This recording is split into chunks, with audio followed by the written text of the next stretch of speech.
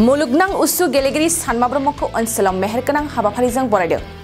कक्राझार जिल्ला थिथागुरि हालादल गामिनि राकेश ब्रह्मनि फिसाज्ला सानमा ब्रह्मआ दिनैनि समाव हादर आरो हारिजों लोगोसे ओनसोलनाङैनो बयखौबो गोग्गाथाव खालामदों। मख'नो गोनांदि सानमा ब्रह्मआ मे दाननि थांनाय 2 आरो 8 खालार खालि रासिया हादरनि केपिटेल मस्क' उसु चेम्पियनशिपआव गेलेनानै खेबसेनो 2 सिलभार मेडेल देरहानो हायो। सानमा ब्रह्मनि देरहानायाव दिनै हारिजों लोगोसे हादराव बयबो गोग्गादों आरो गोजोनदों। सानमा ब्रह्मखौनो दिनै हालादल आजोला आफाद क्लाब, हालादल डेभेलपमेन्ट कमिटिनि आरो थिथागुरि प्राइमारि बर' साहित्य सभा जथायै मेहेरगोनां हाबाफारिजों आर'नाइ सोना बरायो। गामिनि राजा राजोफोरनिसिम आरो सोदोमस्रि क्लाब आरो बर' थुनलाइ आफादनिसिम आङो आंनि गोजोननाय आरो सिबिनायखौ आङो बावहरनो सानो। जोबोद थेंक इउ बुंनो सानो आंखौ थुलुंगा होफैनायनि थाखाय, मटिभेट खालामफैनायनि थाखाय आङो जोबोद गोजोननायखौ आं मोनो। 2010 आवनो आङो स्टार्ट खालामदोंमोन आंनि गेलेजेननायखौ। बेखौ आंनि बाबायानो आंखौ गेलेहोग्रोदोंमोन।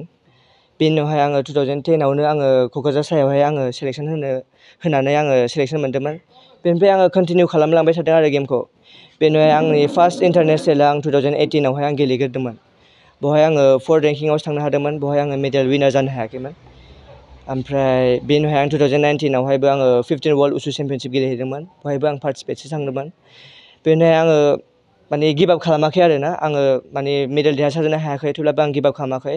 आङो आंनि खस्थ' खालामनायखौ आङो माने बांसिन खालामबाय थादों। आं प्रेक्टिसखौ बांसिन आं माबोरै हारिनि आरो हादोरनि थाखाय आं देरहासार जानो हागोन आं बेखौ नाजाबाय थादों। बेनि उनावहाय आङो 2022 आवहाय आङो रासियाआव मस्क' उसु स्टारावहाय आङो ब्रन्ज आरो सिलभार मेडेलखौ आं देरहासार जानो हादोंमोन। बेनि उनावहाय आङो 15 वर्ल्ड उसु चेम्पियनशिपखौ आङो चाइनायाव गेलेदोंमन ना। बेवहाय आङो USA आव जानाय वर्ल्ड गेम्सआवहाय आङो क्वालिफाइड जानो हादोंमोन आरो टप 6 आव थानानै। ओमफ्राय बेवहायबो आङो मेडेल देरहासार जानो हायाखै, मानो होनबा आङो बेवहाय इण्डियानिफ्रायनो आंजों रावबो कच थांफायाखैमोन। आं हारसिं गेलेहैनो गोनां जादोंमोन, माने आंना भिजानि बहुद प्रब्लेम जादोंमोन बेवहाय। आङो थांनायनि सानसे सिगांनो आंना भिजाया जादोंमोन। बेनि थाखाय माने बहुद माखासे डिप्रेसनावबो आं थांनो गोनां जादोंमोन, माने गेलेनो मोनगोन ना मोना। ओमफ्राय बेनिफ्राय प्रेक्टिसखौबो आं मोजाङै खालामनो हायाखैमोन बेफोरनि थाखाय। ओमफ्राय लास्ट फाइनालि आं थांनो मोनदों सानसे सिगां भिजाखौ मोननानै। बेवहाय आंजों रावबो कच थांफानाय जायाखै। ओमफ्राय गासिखौबो आं हारसिङै मेनेज खालामनो गोनां जादोंमोन। बेवहाय आङो टिम एन्ट्रि खालामनायजों लोगोसे बेवहाय माने टेकनिकेल मिटिं जायो, बेफोरखौबो आङो हारसिंनो आं माबाजोबनांगौ जादोंमोन। बेनिफ्राय माने टिम प्रेक्टिस जायोना, टिम प्रेक्टिस जानायावबो आङो माने हारसिं प्रेक्टिस खालामनानै फैयो। ओमफ्राय मोनायाव रेस्ट लाफैयो। बेनिफ्राय बिदि माने बहुत मेन्टेलि हेरेसमेन्ट जानाय बायदि जादों आरोना। ओमफ्राय हारसिंनो बिराद गाब्रायनाय जादों। ओमफ्राय थेवब्लाबो आंनि माने रिजाल्टआ बारा गाज्रि जायाखैमोन। आङो आसा खालामदोंमोन आरोना माने मेडेल देरहासार जाबोनो हागोन। सासे कच थांफायोबा, सासे माने आंखौ सापर्ट खालामनो थाङोबा आं मेडेल देरहासार जानो हागौ बेखौ आसा खालामदोंमोन आङो। थेवब्लाबो आङो 4th प्लेसआव थांनो हादोंमोन। माने एसे माखासे माने पइन्टनि थाखाय आङो मेडेलखौ देरहासार जानो हायाखै बेवहाय। बेनि उनावहाय आङो दाख्लैसो 2 मेनिफ्राय 8 मेआवहाय आङो रासियाआवहाय आङो फिन गेलेहैफिनबावदोंमोन मस्क' उसु स्टाराव। बेवहाय आङो 2 सिलभार मेडेल देरहासार जानो हादोंमोन। बेनो गेलेनायखौ लानानै जागायजेननाय समाव माबायदि साननाय लादोंमोन ओरैनो? आङो जेब्ला आं स्टार्ट खालामजेनदोंमोन, माने आं बारा माने गेलेदोंमोन। खालि मोनसेल' गेलेनांगौ, मोजां गेलेनांगौ आं बेखौल' सानदोंमोन। बेनि उनावहाय बाबामोननि बुंनाय आंनि सिनियरफोरखौ नुबाय आङो, माने हारिनि आरो हादोरनि थाखाय मेडेल देरहासारनो हानानै नाम मोननायफोरखौ, आरो बिसोर लाइफआव साक्सेस जानायखौ आं नुनानै आरो आं गोसो सिंजों आरो थुलुंगाखांनानै आङो खस्थ' खालामनानै आङो दा बिसिम मेडेल मोननो हादों। दिनै गोबां साक्सेस जाबाय। लाइमोनफोरखौ आं बुंनो सानोदि फरायनायजों लोगोसे स्पर्ट्सखौ, जायखिया स्पर्ट्स, फुटबल, बक्सिं, आर्सारि, एथलेटिक्स गासिबो स्पर्ट्सखौ जायखिया लांफायोबा आरोना मेन्टेलि स्ट्रं आरो फिजिकेल स्ट्रं थानो हायो। बेजों लोगोसे स्पर्ट्सआव नों गावनि केरियारखौबो दानो हायो। बेखौनो आङो लाइमोनफोरखौ बुंनो सानोदि माने फरायनायजों लोगोसे स्पर्ट्सखौ स्पर्ट्सल' नङा, बुंनो थाङोब्ला माने कालचार, जेनेबा दामनाय देनाय माखासे थायो, बेफोरखौ एक्टिभिटिफोर थायो, बेफोरखौ लांफायोबा माने मोजां आरोना। बेफोरखौ आं बुंनो सानो। आङो दा आं दाख्लै मार्चनिफ्राय आङो एसियान गेम्सनि थाखाय आङो केम्पआव दङ। दा आङो ब्रेकआव दंथ'यो, केम्प ब्रेक जानानै दङ जोंना। दायो 20 जुनावहाय जोंना बेयो फाइनाल ट्रायल जागोन नेसनेल चेम्पियनशिपआवहाय। दा बेनि थाखाय आं प्रिपारेसन खालामगासिनो दङ। देरहासारखौथ' आसा खालामो, आं खस्थ' खालामगासिनो दङ। मानो होनबा सासे प्लेयारनि पारफरमेन्सआ आप डाउन जाबाय थायो बुंनो हाया मा समाव मा जायो आरो दा खिन्थु आङो आंनि नाजानायखौ आङो मोजाङैनो खालामगासिनो दङ आं मोजाङै नाजागासिनो दङ आरोबाव आङो हारिनि थाखाय आं हादोरनि थाखाय आं मेडेल लाबोनो हागोन बेनि थाखाय आं मोजां प्रेक्टिस खालामदों आरो सिगां दिनै मिडियानिसिम आंनि सिबिनाय आरो अननायखौ जासिग्रोबाय लोगोसे दिनैनि बे हाबाफारिखौ लानाय जोंनि हालादल गामिनि आजोला आफाद लोगोसे जोंनि थिथागुरि सोदोमस्रि क्लाबनि प्रेसिडेन्ट आरो सेक्रेटारि आरो बेयावनो नुजाफैनो हानाय जोंनि थिथागुरि बर' साहित्य सभानि आफादगिरि आरो नेहाथारि जयैनो बेवहाय हाबाफारि लाफैनायनि थाखाय आंनि गोसो सिंनिफ्राय रोजा रोजा साबायखर बावहरग्रोनाय थाबाय दा बेनो मोनसे आंबो सानदों दा गाबखांनाय फैदों मोनसे दा जोंनाव मोनसे ससाइटि बा संगठन बा मोनफ्रोमबो माबायानो माने मोनसे थुलुंगानाय होनाय थानांगौ थुलुंगानाय मोनबासो माखासे माबाफ्रा आर्थिक माबाफोरा मोनसे माबायाव फैयो सिस्टेमाव फैनो नागिरो आरो मोनसे लिमिटेड होननाय बुस्थुआ फैयो आरोखि जायनाखि व्यक्तिफ्रा दा आंनि गथ'नि साक्सेस जानायावहाय गोबां जोङो खस्थ' खालामबोनांदों आरो दिनै खस्थ' खालामनायनि गेजेरजों दिनै आंनि गथ'आ एसेखिनि दासिम बे माबायावहाय मा होनो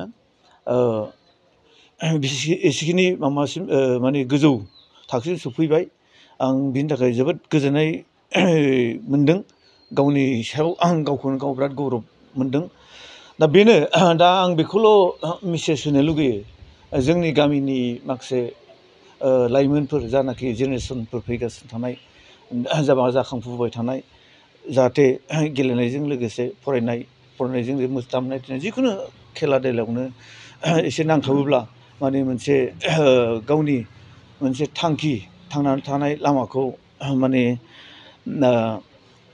होसोनो हायो बा जाफुंहोनो हायो आं बेखौनो लुगैयो आरो दा आं सानो जोंनि गामियावबो जोङो गोबां मावनांगौ हाबा दङ जुदि जोंनि हालादल आजोला आफादनिफ्राय बा डेभेलपमेन्ट कमिटि रायजो राजाफ्रा जुदि गेलेनाय बा दामनाय देनायखौ माखासे जुदि गोसो होनानै बा गाइड बेकिं जुदि होग्रा दङब्ला बा होयोब्ला जोबोद मोजां जागौ आरोखि आरो जुदि होयोब्ला जोंनि बा सानमा ब्रह्म बादि जिहेथु दिनैसिम जाफुंफैदों बेबादिसिम जाहाथे जाखांफैनो हायो बा जाखांगोनखौ आसा खालामो आरोखि आं एसेखिनि बुंनानै आं गारजेनफोरखौ आं बेखौनो खावलायनो लुगैयो जोङो खालि फरायनायखौल' जोङो गोसो होना फरायनायजों लोगोसे जोङो गेलेनाय आयदा दामनाय देनायखौबो जोङो होफानांगौ आरो जोङो मेनलि जाहैबाय जों देहा राफोद जायोब्लासो जोङो गासिबो बुस्थुखौ जोङो होस्रांना लानो हायो मावनाय दांनाय होन फरायनाय होन गासिखौबो जोङो माने माबानो हायो आरोखि आरो गेलेनाय थायोब्ला बा जोंनाव दा गामि लेभेलावहाय दा जोंनाव जेनेबा माखासे जि बुस्थुखौ जोङो माने साबजानाय मोना बा निसा होन बायदिसिना गेलेनायफोर होन दा बेफोरो जोंनाव बारा जानो नागिरदों आरो जुदि गेलेयोब्ला माखासे जोङो 1 घन्टाबाबो 1.5 घन्टाबो जों मोनसे एंगेज जानो हायो बेवहाय माखासे माबाफ्रा साननाय हनायफ्रा मोनसे स्ट्रेट मोनसे माबाया फैयो आरोखि दा ओंखायनो आङो लुगैदों एसे गेलेनायफोरखौ जोंनि गामिनि मानसिफ्रा बा लाइमोनफ्रा एसे टाइम होयोब्ला बा गोसो होयोब्ला जोबोद मोजां जागौ आरोखि आरो बेवहाय गारजेनफ्राबो बिराद माने गारजेनफ्राबो बिराद माने दानि सिटिजेनफ्राव बा दानि बोथोरावहाय बिराद खेल खालामनो गोनां आरोखि दा आं बेखौनो लुगैयो आरो गारजेनफोरनि आंजों लोगोसे बहाय नुजाफैनाय आंनि बे हालादल गामिनि गामि खुंग्रा रायजो राजाफोरखौ साबायखर बावग्रोयो लोगोसे थिथागुरि जोंनि बर' थुनलाइ आफादनि प्राइमारि बर' थुनलाइ आफादनि नेहाथारि आफादगिरि लोगोसे थिथागुरि सोदोमस्रि क्लाबनि मावग्रा बिथांमोनखौ मावथि बिथांमोनखौ आङो खुलुमग्रोयो जोंहा दिनैनि दिनाव जोबोद गोजोनथाव खोथा बे हालादल गामिनि अनजाथाव फिसा बिथां राकेश ब्रह्मनि फिसाला सानमा ब्रह्म बिथाङा मार्शेल आर्ट्स गेलेनायाव रासियानि राजथावनि मस्क'आव दाखालि मेनि 2 थारिखनिफ्राय 8 थारिखनि गेजेराव बे गेलेनायाव मोननै आयदायाव बिथाङा गेलेनानै थावलु थाजिखान आरो थावलु थाइजिजान बे मोननै आयदायाव 2 नाम्बाराव देरहानानै बिथाङा मेडेल मोननो हादों। दा बिथाङा मस्क'आवल' नङा, रासियायावल' नङा, बे बुहुमनि गुबुन गुबुन हादरफ्रावबो बेबायदिनो गेलेनानै फैखांबाय। बिथाङा गावनो दहाय बुंथिखांबाय।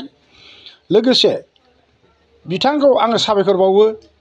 जोंनि भारत हादरखौ लोगोसे आसाम रायजोखौ लोगोसे क'क्राझार जिल्लाखौ लोगोसे बे जोंनि अनजाथाव गामि हालादलखौबो बुहुमनि बिखायाव मिथिहोनो हादों। बिथांजों लोगोसे जोंनि फैबाय थानाय फिसाफोरखौ गथ'फोरखौ लोगोसे जाहाथे गावजों लाफानानै बेफोर गेलेनाय लोगोसे बिनि अनगायै गुबुन गुबुन गेलेनायाव जाहाथे थुलुंगा होयो बिथांबादि जाथों। जानानै गावनि गोरों गोरा जानायजों लोगोसे जोंनि गामिनि समाज ओनसोलनि समाजखौबो गोग्गो गोथार जानो हायो। लोगोसे गाव जिउ खांनो थाखाय लामा दिहुननानै लानो थाखाय जाहाथे राहा मोनो बेफोरखौबो जाहाथे थुलुंगा होयो फैबाय थानाय बै फोलेरफोरखौबो गथ'फोरखौबो। मानो होननानै बुङोब्ला जोंनि जिउआव फरायनायजों लोगोसे गुबुन गुबुन हाबाफारियावबो आखाइ होनांगौ। गेलेनाय दामनाय देनाय बेफोरखौ जोङो सोलोंनानै लायोबा मानसिनि साननाय हनायफ्रा गोग्गो गोथार जायो। जोंनि मेलेमफ्राबो गोथार जायो। देहायाबो बेमार गैयै जायो। दा बिनि थाखायनो आङो खावलायो आर'ज गाबो फैबाय थानाय जाहाथे सोलेरफ्रा नेक्स्ट जेनेरेसनफ्रा फैबाय थानाय प्रजन्मफ्रा जाहाथे बिथांबादि गुबुन गुबुन खेला गेलेनायाव बाहागो लानानै गावखौ गोग्गोथार खालामो। मानो होनबा जों नुनो मोनदों जे जोङो फरायनानै जुदि जोङो सोरखारनि साख्रि बाख्रि मोनाब्लाबो जों गेलेनायाव जुदि मोजां गेलेयोब्ला सोरखारा बेफोरखौ सिगां प्रिपारेसन होयो साख्रि मोननो लामा मोननो थाब राहा मोनो आरोखि।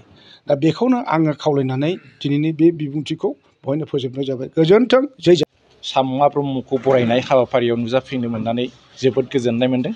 आङो बुंनो लुबैदों जोङो थिथागुरि बर' साहित्य सभानिफ्राय प्राइमारि बर' साहित्य सभानिफ्राय बेखौनो खावलायनो लुबैदों जेन इयुन जोलैफ्रा बिथां सांमा ब्रह्म बायदि जेन गेलेनायावनो होन बा माबा मोनसे फरायनाय आयदायावनो होन बिथाङा जेरै होंलांदों बेबायदिनो आंबो रिकुवेस्ट खालामनो लुबैदों फैबाय थानायफ्रा बिथांखौ नुनानैनो आरो सोलोंबावो आरो मोनसे सोलोंनो आग्रह थालाङो गावनिखौ। बिथाङा बुंलांदों दहायनो जे गेलेनायजों फिजिकेलि स्ट्रेंथ फैयो आरो दामनाय देनाय मोसानाय मुसुरनायजों मेन्टेलि शार्प जायो होननानै। आंबो बेखौनो बिथांजों लोगोबा लाफानानै बेखौनो खावलायनो लुबैबाय इयुन जेनेरेसन फैबाय थानायफ्रा बिथां बुंबाय थानाय बायदि बिथाङा गाव साफारार बायदि फिजिकेलि आरो मेन्टेलि बेखौ साफारार मोननाय बायदियैनो बिथाङा बेजोंनो बुंलांनानै फोरमायलांनाय बायदियैनो जोङो बिथांजों लोब्बा लाफायोब्ला जों जोंनि गावबागावनि आथिङावनो गसंनो हानाय बा रायजोनि बयनिबो गामिनि नाम खामायनो हायो होननानै आंबो बिथांजों लोब्बा लाफानानै आरो बयखौबो खावलायनानै एसेखिनियावनो दोनथुमबाय आरोखि।